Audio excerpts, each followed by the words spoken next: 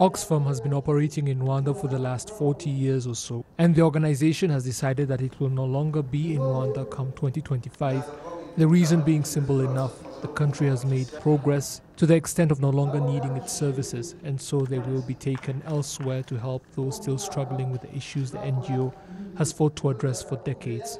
Some of the things that we feel are important in terms of influence of Rwanda is in the form of the policies that the government has put in place. One of the things we appreciate very much about Rwanda is the fact that gender, women's economic empowerment, is at the center of the development agenda.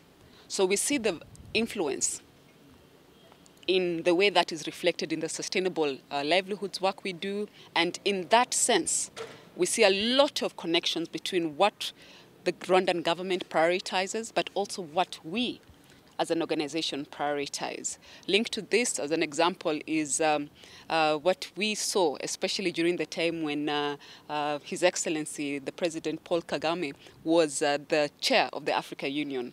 He pushed a lot for economic growth on the continent.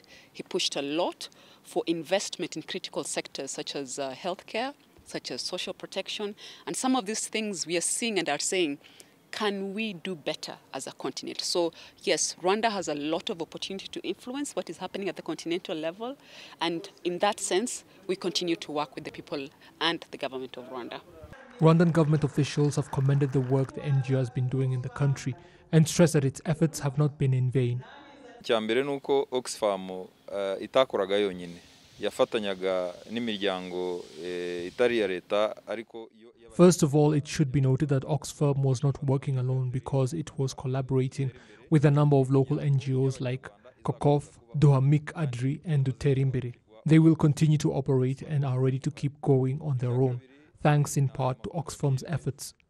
Secondly, the cooperatives that were being assisted will also continue implementing what they were taught over the years. And lastly, the government of Rwanda is also going to play its part. Oxfam's operations were, after all, based on government programs already in place, like NST1, and before, when EDPRS still existed, driving towards the Vision 2020.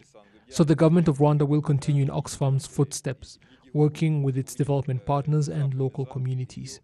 Yafashije kugeraho na leta y'u Rwanda izabikomeza ifatanije n'abafatanyabikorwa n'abaturage.